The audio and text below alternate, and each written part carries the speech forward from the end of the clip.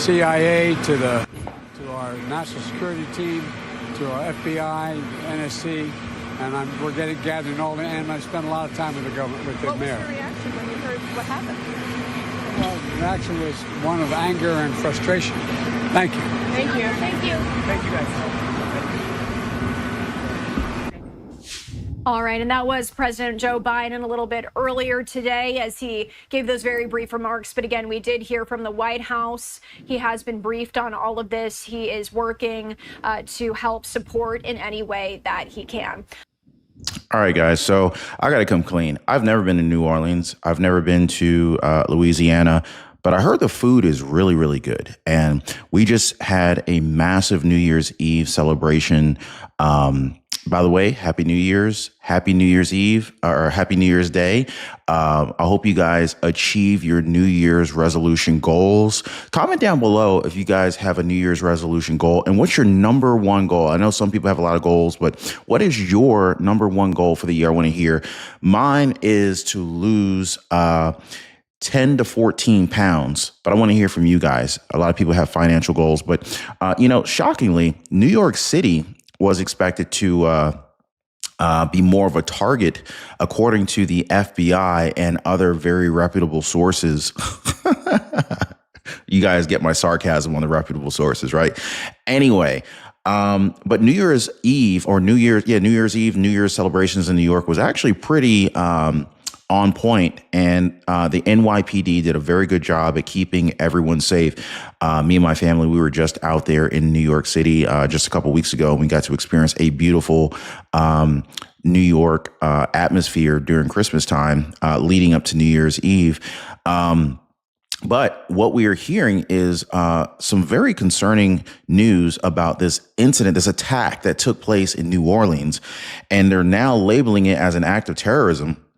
And it took place on Bourbon Street. And I mean, Bourbon Street is known for like all sorts of craziness, right? This is where I would normally see like the girls, they do whatever for the beads.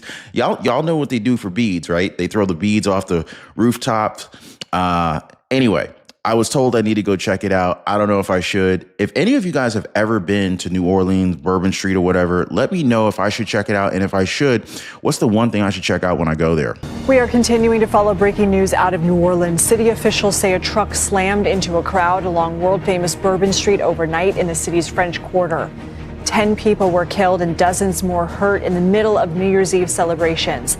The FBI says the driver of the truck is also dead after a firefight with police. He has been identified, according to federal law enforcement sources to CBS News, as Shamsuddin Jabbar, a U.S. citizen who lived in Texas. He had previous criminal reports of theft and driving with a suspended license. Whoa, hold on a second, guys. I don't even believe this. This is really hard to believe that this happened on New Year's Day, right? On New Year's, this identified suspect as Shamsuddin Jabbar. They're saying he's a U.S. resident. He's a Texas resident. He's a U.S. citizen, but he does have previous criminal reports of theft and driving on a suspended license. Now, what are the chances? What are the odds? And I don't know if you guys believe this. I'm having a hard time believing this myself, but what are the odds that this guy, I don't know, maybe had a little bit too much to drink and just drove his truck through a massive crowd?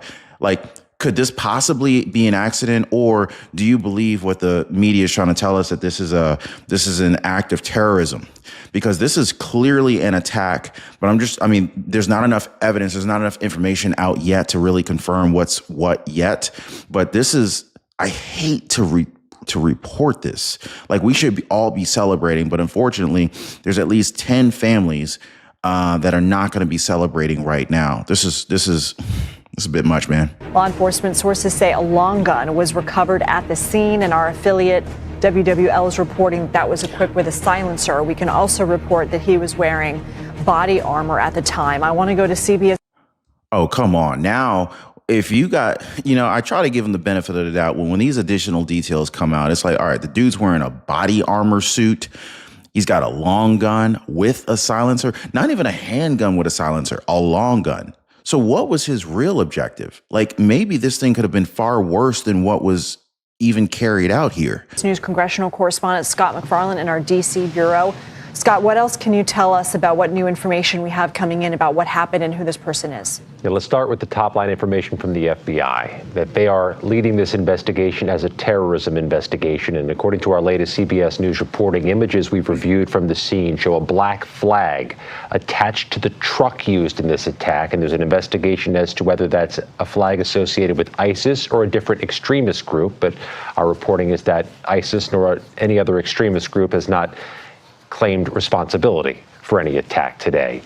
We also know that there is a concern moving forward about what to do with tonight's Sugar Bowl in New Orleans. We're expecting a 2 p.m. Eastern, 1 p.m. New Orleans time press conference with local authorities. Perhaps they'll update what the security regimen will be, if it will change at all for the Sugar Bowl, if any other adjustments are going to be made. But just as a reminder, the Sugar Bowl is a major sporting event in America in any year. And this year, there's added importance to the game in terms of football. So the crowd size is expected to be massive. Tens of thousands of people, if not more, gathered around the Superdome for the Sugar Bowl tonight. Then, of course, there's a Super Bowl in New Orleans in February, which is a national federal homeland security, national security event with an enormous security apparatus around it.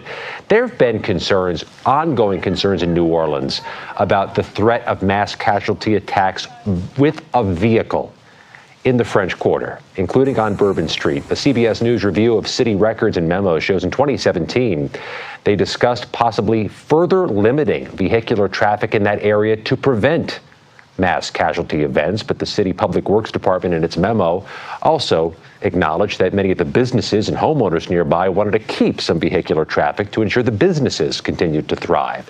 It's an ongoing debate, not just in New Orleans, but in other U.S. cities, especially, Lindsay, when you bring into the context the December 21st deadly vehicle attack. Guys, I don't even know what to say on this one. Like, this just breaks my heart, you know? I mean,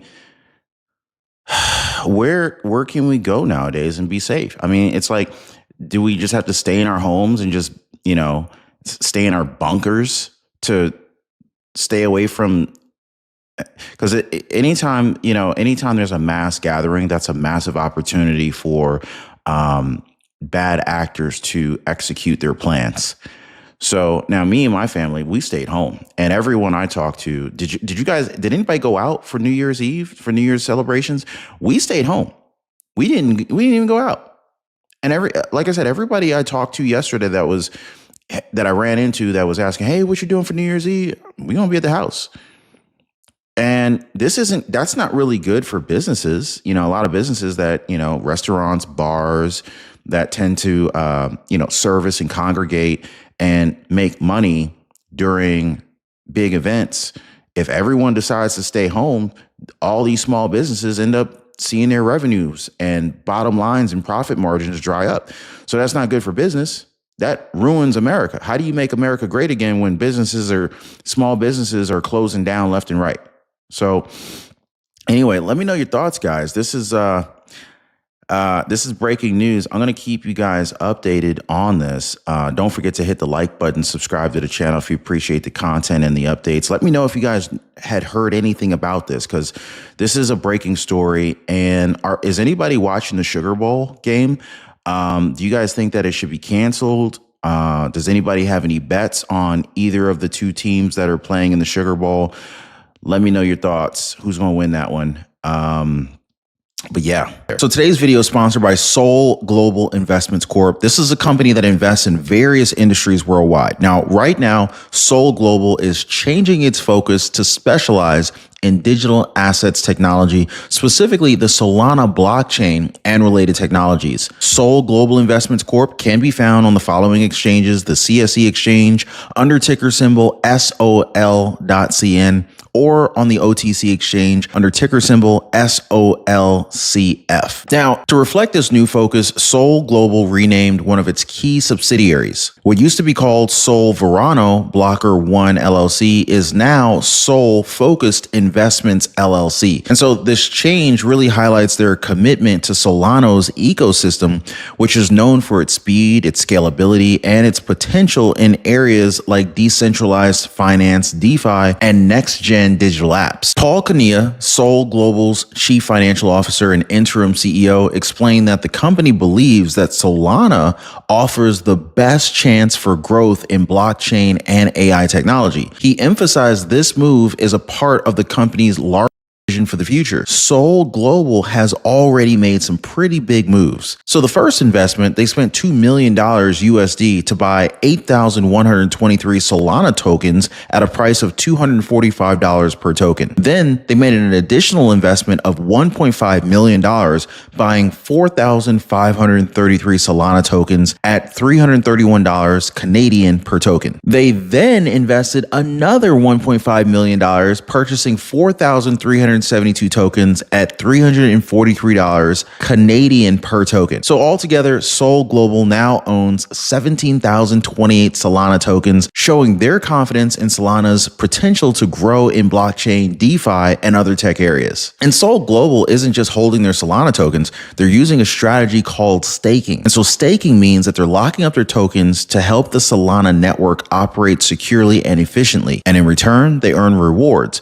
So here's what they've done so far. First round of staking, they staked their first 8,123 tokens at a 5.6% rate. Expansion, well, basically, they then later staked an additional 8,905 tokens, also at 5.6%. They also plan to stake more tokens in the future. And so this staking approach is designed to earn a steady yield while also benefiting from the potential increase in Solana's value. In order to support this strategic shift, Sol Global launched a new website at www.solglobal.com, which focuses their commitment to investing in Solana technologies. The site explains their philosophy, and it also gives investors a clear picture of their new direction. And as always, anybody who's considering investment should always do their own research. While Paul Kania and Sol Global have made bold moves, investing in digital assets involves risks. This video is not financial advice. By focusing exclusively on Solana and implementing a detailed staking strategy,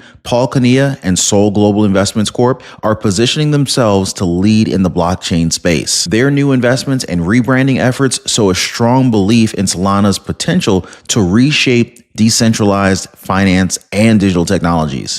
Congresswoman, when you hear those remarks, what are your initial thoughts?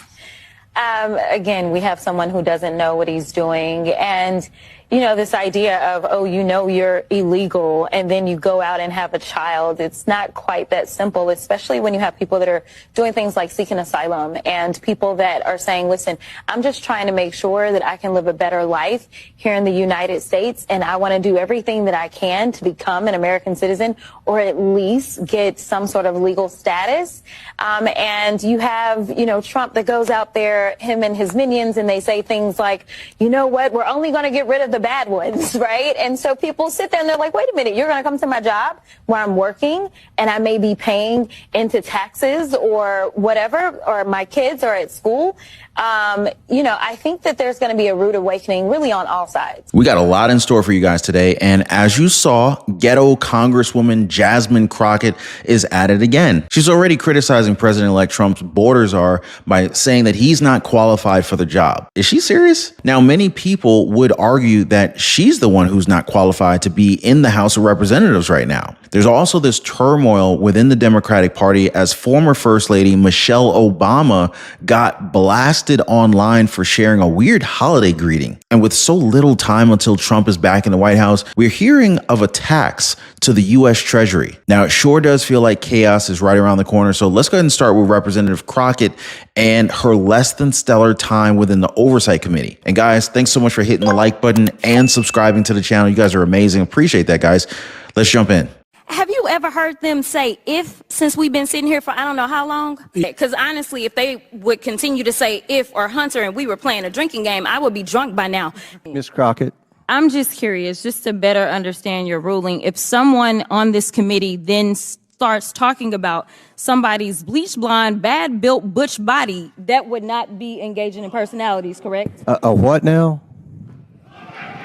Chairman, and it also sounds like you have to know something about math. My colleague brought that up as well. It sounds like you need to be at least somewhat decent at counting to be with IRS. Yes. Yes. You'd agree? Okay. I agree. Now, you just can't make this stuff up, guys. And Crockett is calling out Tom Homan and saying that he's in way over his head with the border. She's arguing that someone has to explain to Trump in an elementary way that we don't go after our allies and start wars. But many people find that hypocritical given that the Ukraine-Russia war was started under President Joe Biden. And the same could be said for Israel and Hamas, also under Joe Biden. So here's the thing with Homan. Tom Homan, he fired back and he said that he doesn't even know who Representative Crockett is. She's nobody. And he doesn't care about what these people are saying because he's done his job for a long time. Going by his tenure, Tom Homan has a winning record when it comes to enforcing Trump's policies at the border. A lot of people have wondered, how is this going to work? So how will it work? Well, look, I think the president's been clear on the stage. As far as the deportation operation, we will prioritize public safety threats and national security threats because they're the biggest. They pose the biggest danger to the United States. He's got three rails. So we'll do the deportation operation with the priorities I just talked to you out of the gate. That'd be the priorities. Second thing is secure that border. Lock that border down and catch and release and secure the border. The third rail is we got over 300,000 missing children. Over 500,000 children have been trafficked into the United States. This administration released them to unvetted sponsors, and they can't find 300,000 of them. And based on my 3.5 decades, some of these children are in forced labor. We already found some in forced labor. Some are in forced sex trafficking. Some are living with pedophiles. We need to save these children. So that's going to be the third rail. And while many Democrats don't trust them, they do have the support of border control. So here's the National Border Patrol Union President Paul Perez talking about it recently. Check this out. So what I say is take President Trump and his incoming administration at their word. They're going to do the job of protecting Americans. And so it would be incumbent upon those sanctuary cities and jurisdictions to understand one thing: federal law supersedes state law. Any municipality, anybody that's going to get in the way is going to be dealt with. And so they need to take this incoming administration at its word because they're going to have some of the best legal minds working within the Department of Justice and the Department of Homeland Security. So it's not something that they're taking lightly. They're going to do the job. And with that in mind, do you trust the new border czar Tom Homan to fix the problems created under the Biden-Harris administration? Now, let's talk about the failed presidential bid of Kamala Harris and how Michelle Obama's taking it. So the former First Lady went on Instagram to share a holiday greeting that was more salty than festive. Happy holidays, everyone. I know it's been a difficult few months for so many of us and that folks are feeling a little bit anxious and uncertain. But even during these tough times, there are plenty of reasons to stay hopeful. But here's the problem, guys. The majority of the country is fired up about Trump's second term. In fact, a lot of them were in her comment section. So here's one response. Michelle, America is excited about what's to come. A new horizon and prosperity for the nation. 2025 through 2029. No anxiety here. Another one says, a difficult few years from the damage the Biden administration has caused. Things have never looked better since Trump won the election. The people have the power. Not even all those celebrities could change that. And while those hurt a lot, many also called out the narcissism of the Obamas. Even as they greeted people during the holidays, they just still managed to talk about and celebrate their own foundation. So they're not celebrating Christmas and they're not celebrating the New Year. They're celebrating their own success and the Obama Presidential Center in Chicago. And while they failed to extend a fourth presidential term, it looks like Trump's second one is already seeing some trouble. Watch this. All right. And there is some breaking news tonight that a Chinese state-sponsored hacker accessed unclassified documents at the Treasury Department this month. What can you tell us about that hack and how significant is that? Yeah, I mean, the Treasury Department is saying that this is a pretty big deal. I want to read you exactly what they said just to make sure that we outline exactly what's going on here. Basically, what they said was that as of December 8th, a third-party vendor flagged to them that there was a Chinese-sponsored entity that was able to access what they described as unclassified documents. They said that this threat actor was able to override the service's security, remotely access certain Treasury workstations, and again, access not classified, but unclassified documents. So it seems like there wasn't anything too sensitive that was part of that. But what the Treasury is going to have to do now is report back within 30 days back to Congress to offer a little bit more detail about exactly how this happened and maybe what could be done to prevent it going forward. But the Treasury described this as a pretty serious issue, although I want to point out again, it was unclassified documents, not classified documents that were allegedly compromised as part of this hack earlier this month. Concerning nonetheless. Exactly. I guess I got to ask the really important question here. How many times will they allow China to do this without repercussion? Because it's unnerving for people who have money in the bank. They're supposed to ensure the financial security of our country, which includes national security. And they're telling us that this is a major incident. China, on its end, has denied any involvement, saying that the accusations from the department are baseless and that they oppose all forms of hacking. Well, whatever the case may be, this is another embarrassing fiasco for the Biden-Harris administration, adding to the long list of successful cyber attacks under President Biden. And if this wasn't embarrassing enough, he's getting even more backlash for the last-minute decisions within his term. Now, I covered this in a previous video where President Biden hands out multiple pardons for people on death row. Many families have spoken out feeling betrayed by this decision. So make sure you guys check that out, as you're not going to believe his reason for doing this. But as always, appreciate you guys being here. Thank you so much for hitting the like button and subscribing. We'll see you guys next time.